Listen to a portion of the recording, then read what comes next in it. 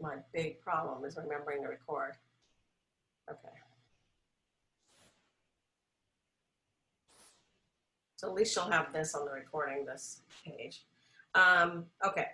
Can I go to a new layer?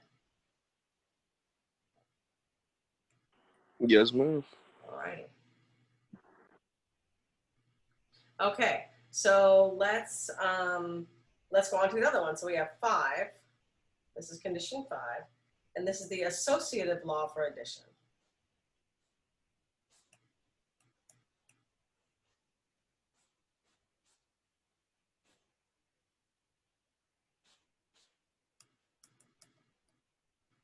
Okay, and that is, of course, I'm sure you've seen this kind of thing a million times.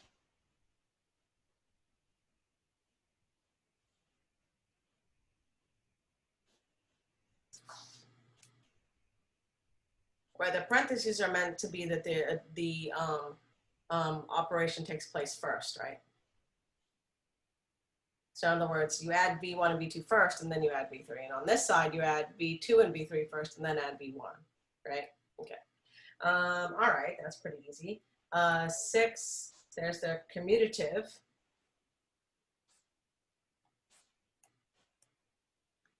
Law for multiplication. Oh, sorry, commutative law for addition. There's no multiplication.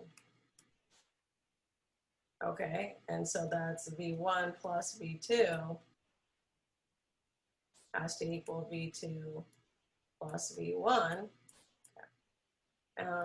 7, for now scalar multiple, if we have a scalar alpha and a scalar beta, if we multiply that onto V1, then we better be able to sort of distribute this, right? Distributive property. So it should be alpha times V1 plus beta times V1, right? Otherwise, that's not good, right? So, so this rule has to hold. 8, if you have 2 scalars multiplying V1 like this, of course, you have to, this has to be commutative B beta alpha V1, okay? And then 9 is distributive on 2 vectors for scalar multiplication.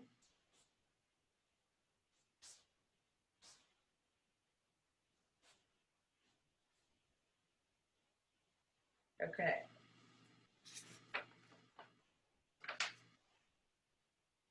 Where's my 10? I have a 10 somewhere. I'm just getting 10.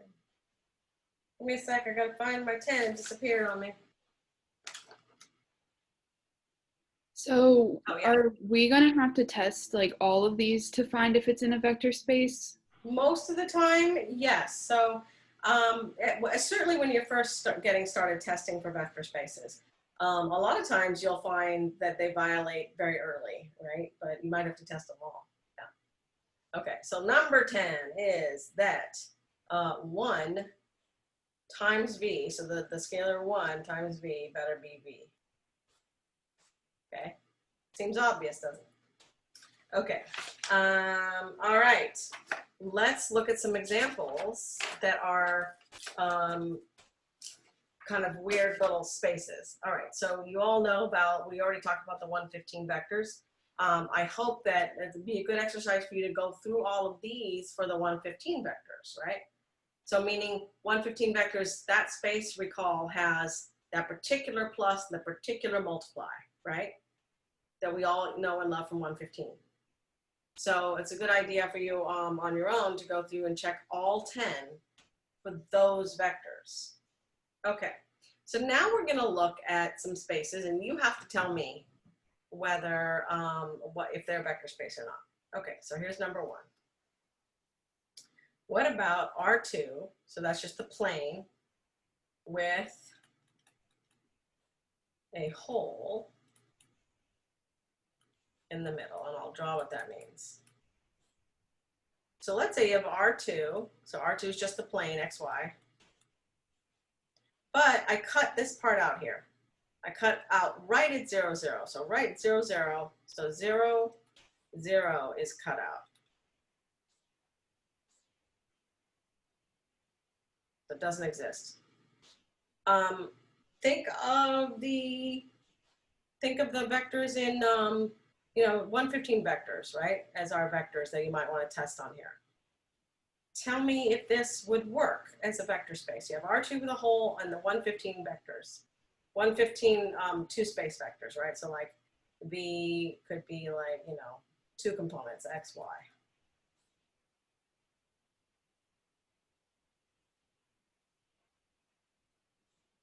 Go through them one by one, right? I hope you wrote them down. If you want me to go back to the other slide, I don't know if I have to figure that out, but. There's no zero vector? There's no zero vector. That is 100% correct. Yep. What about anything else? Does it break anything else?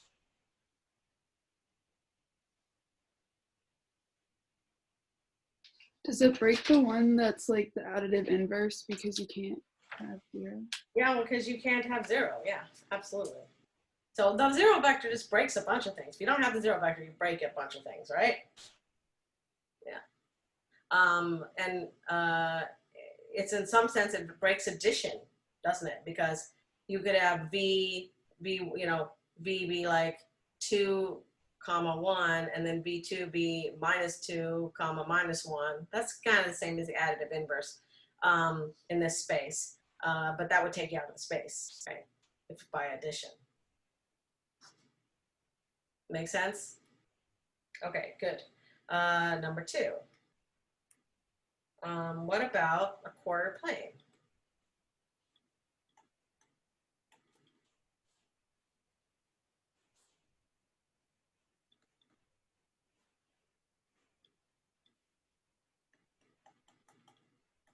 So this quarter plane on the XY plane and the regular old 115 vectors. What do you think? Is 0, 0 added in this? Yeah, 0, 0 is there. Mm-hmm.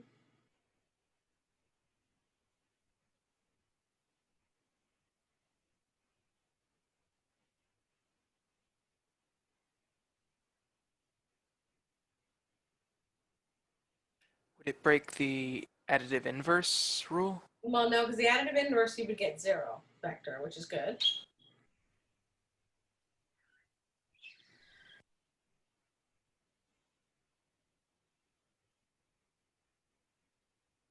Go through the conditions one by one. So when you're figuring out the numbers for this, like to plug in for X and Y, Yeah. are you only picking numbers from Yes. the quarter plane? Yeah, because if you think about it, right, if I define a vector, let me get another color here. If I define a vector in here, it has to look like this. It has to be in here. So like this one would have like X equal, 5 and Y equal 1 or something, right? So you couldn't have any negative vectors. Yeah, you can't have nothing down here, right, with a negative Y component, nothing with a negative X component, right? So wouldn't it break the multiply by scalar because you can't multiply it by anything negative? That is right. That's right. So it breaks alpha V in space, right? As soon as you multiply with something negative, you're out of the space, right? But the addition rule is fine, right? Additive inverse is fine, but this is broken. Yeah, so that would not work as a space. Okay. All right, now let's get a little more, well, let's get a tiny bit more abstract. So let's try, here we go. So now we're gonna have our regular old vectors in 3 space or 2 space if you like. Yeah, R2 vectors. So we have R2 115 vectors.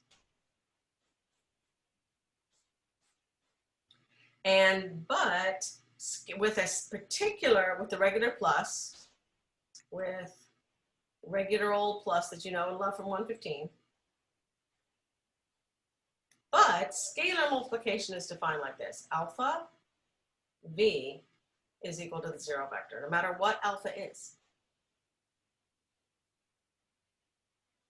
Okay. So I define a new scalar multiplication algorithm, which says whenever you multiply by any scalar on a vector, you get 0 vector.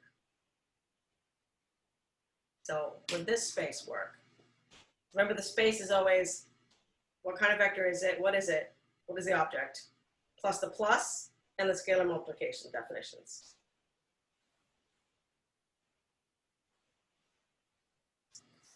That would that would break the multiplicative identity rule. Which one is the multiplicative identity? The one where if you multiply v by 1, it would get v. This one. That's number 10. That's right. But So, what about all the others? but Tell me if it breaks number 1, which is the plus thing.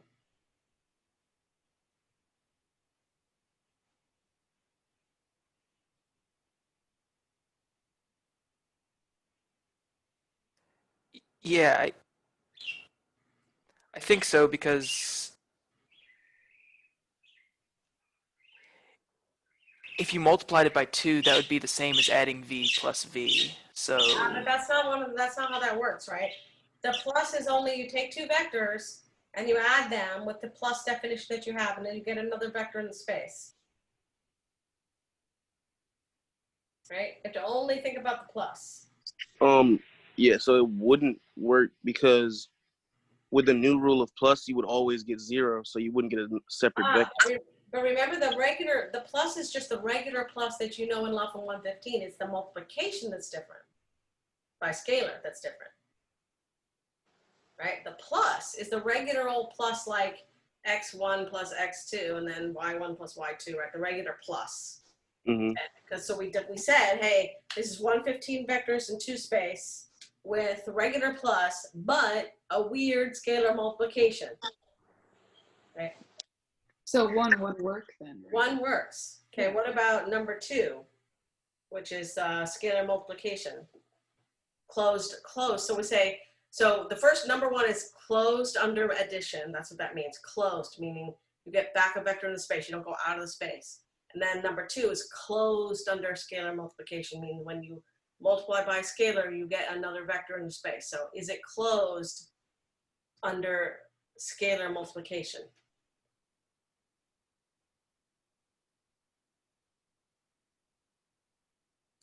no, Why? because it breaks the rule that if it's always going to equal 0 vector unless it's multiplying by 0, then it breaks the But a zero scalar rule. vector's in the space, But a 0 vector is in the space. That's exactly right. so it would work. It is closed under scalar multiplication. This particular scalar multiplication doesn't break that because it says, and multiply any scalar by a vector and you get the 0 vector, which is in the space. So, but that it wouldn't work. Say, as like number 1, it says 0 zeros cut out. Like if that was added to this problem, Yeah, then it would work. and absolutely. Okay. Yeah, absolutely, yeah. But we have everything in the plane is good except for our so there's all points of the plane exist. It's just that the way we define scalar multiplication is this weird, you multiply by any number, you get a 0 vector back. So let's go on. What about number 3?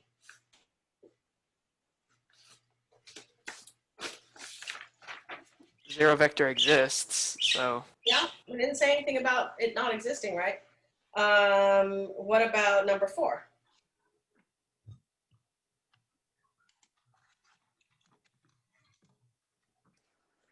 yeah, that works. Yeah, it's an interesting one actually, because in this particular space, so this is something we would have to argue about, right? In this particular space, minus v is minus 1 times v. That's what I was thinking, and it's Yeah. multiplying by a scalar. Right. So the additive inverse is actually in this particular space is minus 1 times v. Right? Yeah. But there's another way to think of it. The other way to think of it is that the quote unquote minus v is just a vector in the space that happens to have the opposite, the same coordinates as v, except for they all have minus signs in front of them. See what I mean? Mm-hmm. So it's almost like, so you can think of it as, okay, does this break this one because I'd have to multiply v by minus 1 to get the inverse, or does it not break it because that V, that's the inverse, is out there somewhere, right? It's out, it's sitting in the space. It just happens to have, a negative X component and a negative Y component, negative Z component that happen to be equal to to the components of V.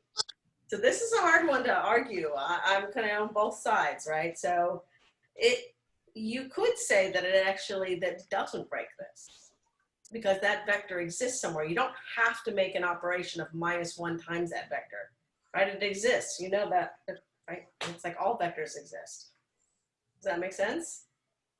Yeah. Kind of a weird thing to think about, but yeah. So maybe it doesn't break that one. Okay. What about the associative law of addition? Does it do anything to that? I don't think so. No, this multiplication rule doesn't do anything to that. What about a commutative law of addition? Nope. Nope. What about the this next thing, which is kind of the distributive number 7? Does that work?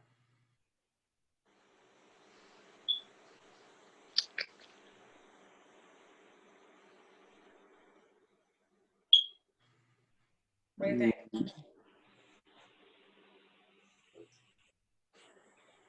Yeah, it works, I think. I think Yeah, it has to in order for yeah, because like imagine alpha is 1 and beta is 2. You get 3 times v1 is going to be the 0 vector. And then on the other side, right, you're going to have 2 times v1, which is the 0 vector, plus 1 times v1, which is the 0 vector, and you're going to get the 0 vector, right? Oh, Works fine. yeah. All right, what about number 8? Wouldn't it work? Yeah, it would work. I agree. And number 9, It would work. it would work. Yep. So it's really number 10 and possibly maybe 4, but I think probably we can argue that no, 4 is fine. If you argue that 4 is fine, could you argue 10 is as well? No, because there's kind of no way around that, right? Because 1, the number 1 is a scalar, and our definition of multiplying that 1 times v is that it has to be the 0 vector. Okay, I see. But the other one could be it's not multiplying by a scalar. It's just the opposite. It's just the opposite. It's just this Okay. other this inverse that exists out there in the world, right? You're just picking it up and Just putting picking it. it out. Yeah, exactly. You don't have to make it. Gotcha. Yeah, we know it exists somewhere. Yeah, so interesting. Let's see. So let's try now going a little bit abstract. Okay, so we're going to talk a little bit about more abstractions, and I'm going to move away now from 115 vectors, and I'm going to think about a vector space, which is the set of all, let's say, 2 by 2 matrices.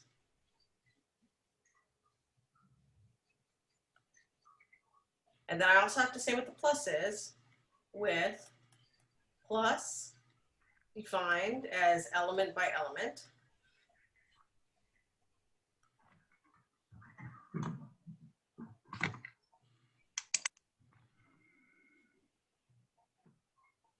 And multiplication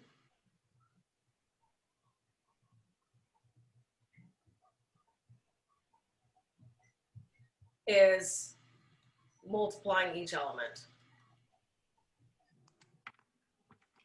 So let's write that down a little bit more. So in other words, let's say I have a matrix A, B, C, D, and then I have, E, F, G, H, then this makes A plus E, B plus F, C plus G, and D plus H, right? H. And then scalar multiplication, like alpha times A, B, C, D, is just alpha A, alpha B, alpha C, alpha D. Tell me, is that a vector space?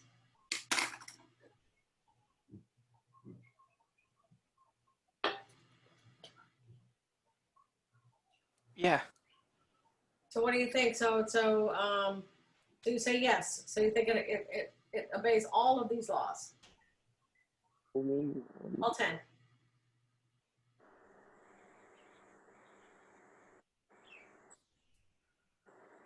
Well, No, Okay, which one do you think it violates? I think it violates number 3, right? Number 3 is what? Remind me. The 0 vector. The zero vector. So what would be the zero vector in this case? You have to think about what that would mean, right? So what do you think a zero vector for this would be? Wouldn't it be a 2 by 2 matrix? Yeah, That's all zeros. yeah. And why do we even know this could be a zero vector? Because we think of it in terms of that additive inverse, right? So if we, in this case, you can say, okay, how do I get an additive inverse? Well, simply, there's a 2 by 2 matrix that's minus A, minus B, minus C, minus D. And by my addition, I would get the zero vector, right? If I said, you know, A, B, C, D plus minus A, minus B, minus C, minus D, that matrix, I would get this guy. Okay, what else? Oh, I don't know about number 9. Number 9, okay. So if you had, you know, 2, right, times A, B, C, D, plus E, F, G, H, right? That has to be equal to this side. So let's just do this side first. This would be 2 times A plus E, B plus F, C plus G, and D plus H. And that would be, of course, 2 times A plus 2 times E, 2 times C plus 2 times G, right? 2 times B plus 2 times F, 2 times D plus 2 times B. Oh, H, that looks like a B, but it's an H. Is that the same as this? yeah. Yeah, so that works. Any others that you're suspect of?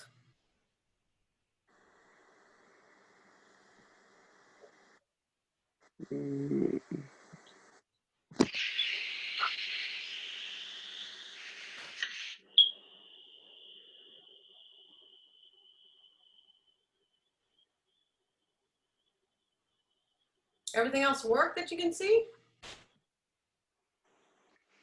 yeah. Yeah, and in fact, this is a vector space. So again, we mentioned that vectors in a vector space don't have to look like the vectors that you know and love, right? And in fact, the set of 2 by 2 matrices is a vector space.